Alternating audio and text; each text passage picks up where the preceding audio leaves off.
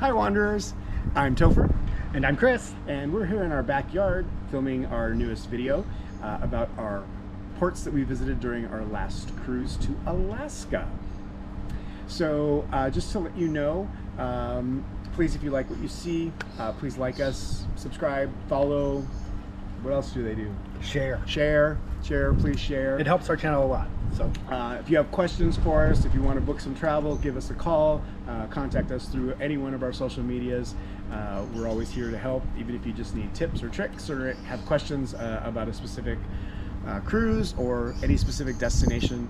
We'd be more than happy to help you out. But today's topic will be Alaska ports. Actually, first, before we do that, we'll actually start with our embarkation and disembarkation port of Seattle. So Chris, what did you think about Seattle? You know, I was actually very surprised with Seattle for being a big city. It actually had a small city feel. It was actually very walkable. I liked it a lot. Yeah, definitely was. A lot of great shopping right along the bay there. A lot of great restaurants, good food. We actually found a couple of really nice restaurants just kind of tucked out of the way that were over by the Space Needle. Great food and great drinks. Seattle's got some great drinks, let me just say. Speaking of which, the drink of the evening is the jalapeno margarita tonight. Cheers. So, cheers. But yes, I really enjoyed Seattle. I think we had a great time there. We were only there for a day, but boy, it felt like a really long day. Yeah. Well, we did do a lot of walking. We did, yes. We did do quite a bit of walking. But yeah, love Seattle. Seattle, the port of Seattle, boy, do they have that down. They have down to a T, probably the most seamless, easy boarding ever. It was like literally 5 minutes to check in, and then just getting on the ship was like super simple. I honestly felt like they were getting something wrong because it was so smooth. Right? It's like, what are we crazy. forgetting? What are we forgetting? I'm not sure. So yeah. So wonderful port. Hats off to you, Port of Seattle, for great all the port workers of Seattle organization. Great Thank job. you. Yes, we appreciate you very, very much. All right, so next on to Juneau. I will start Juneau by saying that we actually had a propulsion issue on our first day at sea before we reached Juneau, which put us into the port of Juneau late. Our excursion was canceled, but we were able to get off the ship and actually explore Juneau a little bit. So what did you think about Juneau? It's a very cute town, and I would actually like to go back and do the excursion that we missed. But also just to explore the town a little bit more, because by the time we got there, a lot of places were closed. Some places stayed open because they knew we were coming, but there was a lot less than what would normally be if we were there during the normal hours. It's true. There's some very popular eateries in Juneau as well. They were saying because the shops were going to be closing fairly quickly, that you wanted to go shopping first and eat later. I think everybody took that advice because by the time we got around to thinking about eating, everything was packed, especially, is it the Red Dog Saloon in Juneau? I want to say it was the Red Dog Saloon in Juneau, which is probably one of the most popular places, literally wall to wall. So yeah, we didn't eat there. But you know, cute port, very friendly port, very walkable. So if you don't want to do an excursion, you don't have to in Juneau. Yeah, there's shopping right there. The tram's a block away. The Sky Tram. Yeah, very, very, very, very easy to access. So yeah, beautiful port, friendly people, a lot of interesting sculpture, a lot of totems, which that seems to be a common theme throughout Alaska, obviously. So you'll see those in every port, but particularly in Juneau. Interestingly enough, I was expecting it, since it's the capital, I was expecting a much larger city. It was kind of strange to be in the capital and it be so small. But and then the fact that it's only accessible by boat or by air. You can't get to it by road. Drive. There's no train. Nope. You have to fly in or sail in. For a state capital. That's interesting. Two options. Yep. So next up we have Haines. Haines isn't normally on many itineraries for cruises, so if you can get to Haines, do it. It's a cute little town. Very cute. Very little. Yeah. Not a lot to do. Yeah, that's one you actually would need an excursion. However, if you don't have an excursion, there are free buses that take you into the downtown of Haines. Which is probably about 8 square blocks. It's not very big at all.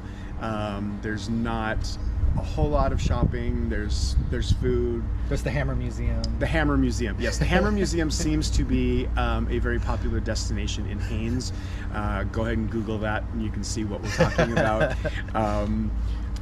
But very quaint, very cute, very quiet. Yes. That's the one thing I noticed about Haines specifically. We were out on our balcony before we actually got off the ship. And we're like, what is that rumbling noise? And you look down, and about 2.5 miles away, you see this semi come around the corner on the road. And that's what the rumbling was. Like, it's so quiet that you could hear this truck. From that far away. And only that truck. Like, there was nothing else. Except for maybe the eagles and other wildlife. So, yeah. Very, very cool. But nice little town. Again, I would definitely recommend an excursion, and we'll have more about what we did in Haines on another video when we cover all of the excursions. Next up is Hubbard Glacier. While technically not a port, we decided we're going to talk You're not to you getting about off it. the ship on Hubbard Glacier. Unless you're on one of those poshy lines where they actually do have excursions that go off the ship. Right there. Yeah, we actually saw that happening. Yeah, they take the Zodiac boats out towards the glacier. I don't know. It'd be fun, but boy, it would be cold.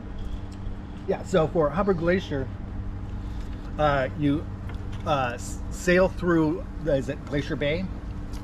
No, Disenchantment Bay. Disenchantment Bay. And all this beautiful landscape going by as you're there watching. And then the ship gets as close to the glacier as they can, and then they start to do a 360 turn. Which, if you caught the go live that I did from that point, you'll see that it is turning. I will say Hubbard Glacier, number one reason, or any glacier viewing from a bay, number one reason to have a balcony on an Alaskan cruise. Right. Because the top sides are crowded, and everybody just kind of follows the ship as it's rotating. Where your balcony, you got no one in front of you. You don't have to deal with shuffling around. And you get a full sweep of that glacier. Yeah. Worth the money. Totally worth it. Totally made it worth the money. Yeah. Get a balcony for Alaska. Yeah, absolutely. Invest. You'll appreciate it once you're there. Yeah. Next up, we have Sitka. Sitka was interesting. Sitka was the first town, the first port that I forgot when we got back. Probably because it was right after the Hubbard Glacier, which was, very impressive. But talking about Sitka again, and it all came back. Sitka is a cute and beautiful town. Yes. Very, very not quite accessible from the port. Right. But no, there's a little shopping area right at the end of the port. But you actually do have to either Uber in or take shuttles or taxis or take your excursion, and then it takes you to the downtown Sitka, which is where we met up with our excursion. Yep. Yeah. So, but once you're there, great shopping, great food, expensive food. Actually, all the ports in Alaska are expensive food, and if you think you're getting fries with your burger, you're not. At least in most places that we saw, fries you order separately. So just keep that in mind if you're looking to have a burger and fries. The cost does not include the fries. So, it's tourist. It's a tourist destination, so of course everything's going to be a little more expensive. You just roll with it and you just enjoy the food, and because it's great food and it's nice size servings. It's not what you're used to here, so it's more than enough food for what you're paying for. But beautiful town. On a clear day, you can see the volcano. You can also see there was another island that you could see from there. Or another port that you can use. I forgot what it was. I don't remember. But very, very cute. If you're expecting, by the way, to see the area that the proposal was filmed in Sitka, Alaska, though that's actually on the East Coast, you will not see that anywhere. That was probably the biggest conversation topic while we were there, is they were making sure to let us know that it was not filmed in Sitka. I want to say it was filmed in Massachusetts, wasn't it? New Hampshire, I think. New Hampshire. Yeah. Yep. Yeah. So East Coast. And so Ramon does not live there. And Ramon does not live there, although they do have a Ramon. So from what we were told, we never saw him, but we were told that there is a Ramon in Sitka, but not the Ramon. All right, next up is Icy Strait Poin. Oh, my favorite port. It easily became my favorite port. It's literally a very new cruise port, established in 2018. Yeah. They built it during COVID, when COVID was down. And you would think by looking at it that there's not a lot to do, but boy, I tell you what, there doesn't have to be a lot to do when you have that type of wilderness. Check out our whale video. That was Our Icy Strait Poin Poin video. Yeah, that was miraculous. Probably another reason I forgot Sitka, because this was directly following Sitka. So I got a glacier before Sitka, and then I've got a whale after Sitka. So probably why Sitka became less memorable, unfortunately. But great part. I love the port. It's very similar to like a private island that cruise lines have. So like Royal Caribbean has Coco Key. And Harvest Caye is that Carnival? I don't know. Yeah, it's very similar to that, and it's owned and maintained by the indigenous peoples. Yes. So well worth spending your money, because it really helps out a lot. When you first get off at Icy Strait Poin, you look at it and you're like, this is it, really? But once you get off, you'll realize that there's two different gondolas that are happening. One of them is a little bit lower to the ground, and it will actually take you over to the other side of the port. Or you can also walk it. It's about a 10 to 15 minute trail hike. Beautiful hike. It's gorgeous. That's on the video as well. But you can take the gondola ride over instead, and then once you get over there, there's a lot of shopping. There's food. There's really good shopping. Actually, you can get some really truly made in Alaska by indigenous people. I actually got a nice bear totem necklace, and you got actually a got raven your one. raven totem necklace. So thank you. You're welcome. But yeah, really nice shopping. Just and that's where you got the Devil's Club ointment too, didn't you? No, the Devil's Club I got in Ketchikan. Oh, that's right. Yep. So you can take the gondola over there. So if you're not as accessible or mobile, and you don't want to hike the 10 to 15 minutes to get over there, gondola will drop you right off there. And then they also have the sky glider. The sky glider actually goes up to the top of the mountain. It is a pretty wonderful ride, however terrifying. If you have a fear of heights, don't look. Yeah, just close your eyes. Just look out. Don't look down. It is extremely tall. You can also check out video and photos of that we have. But at the top, that's where you'd actually reach your zip lining. It's actually the fastest zip line and the longest zip line in the continental U.S. Is in Alaska at Icy Strait Poin. And it is fast. It is tall. It is crazy. No, we did not do it this time. Right. This is actually where that was actually canceled on us. Yeah, it was canceled before the cruise because they were unsure if they were going to get the repairs done to the line beforehand. And they did, and it was open, and we decided not to go. Yeah. But it was nice. There's also a nice 1 mile loop trail up there that goes to a little lake back off into the country. Very interesting. There's massive warning about bears, black bears specifically, and they actually hold you until there's a group of about 8 to 10 people to start off with, because you're safer in groups. However, that lasts all of about, I would say, 300 to 400 feet, and then everybody's separated and they're all in their twos and onesies and whatnot. So it doesn't take long. And on the way back, I think there was one point where we were the only 2 people on the trail. For a while, yeah. You're just kind of looking around. And they were never seen again. Yeah, right? That's where that starts playing in your head. But beautiful, beautiful scenery, great wildlife. There were people who saw deer there, eagles, of course, everywhere. We saw the whale. The whale was like it was the coolest thing I've probably ever seen in my life, and to see it right there and that close to shore was truly amazing. So, well worth the stop at Icy Strait Poin. Yes. Next up is Ketchikan. Ketchikan. Fun town. Yes. Very fun fun. town. Very cute. If you're going in with NCL, you'll actually dock at Ward's Cove, which is actually a little bit of ways from Ketchikan. It's about 7 miles or so. Yeah.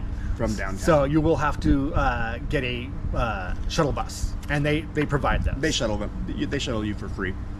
If you're going on any other line, it literally drops you off right in the heart of downtown. Like the port, the dock is right there. They have 4 cruise ships that can line up on this dock, and it literally blocks your entire view of the bay from the town, because that's all you see are cruise ships lined up. Yeah. But very, very bustling right around that area, obviously, because everybody's just going crazy. But wonderful, wonderful town. Again, excellent food, excellent shopping. So much to do. You can catch the lumberjack show, which is there. Yeah, just really, really an enjoyable port. Yeah. Again, I would Yeah. say. And again, very, very accessible, so no excursion needed. Yeah, and we actually got lucky because it was warm there. I was wearing a tank top. It was very warm. We wore short sleeve shirts and tank tops and shorts like all day long. The entire time we were there, it was crazy. It was like what, 82 degrees? Yeah. It was very warm, surprisingly. Also, by the way, Ketchikan was where I've discovered my first mosquito. So for all of these things that I've heard about Alaska and being very, very buggy, I think we might have just taken the right excursions, because I didn't have a problem with mosquitoes. I didn't see my first one until Ketchikan. Yeah. Still prepare for them. Still prepare, just in case. Or if you're going to a place where there's a lot of animals and you're going to see them close up, a lot more mosquitoes there. But really, didn't. Yeah. Saw my first mosquito in Ketchikan. Yeah. So, thank you, Ketchikan. And then last one, aside from Seattle at the end, is Victoria, British Columbia. I love Victoria. Victoria is gorgeous. Yes. Absolutely gorgeous. If you like flowers, go to Victoria. Yeah. They replant everything 2 to 4 times a year. It's always in bloom. It's always gorgeous. It's pristine. It's clean.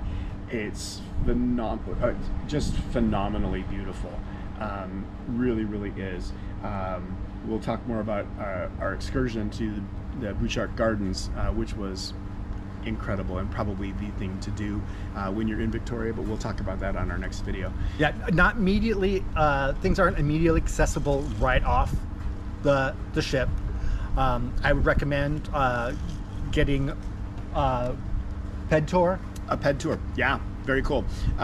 Relatively inexpensive. I think it was about what, $50 a pop per person for an hour. An hour, and they'll take you and they'll show you around all of these different places on your way, and they'll drop you off in downtown.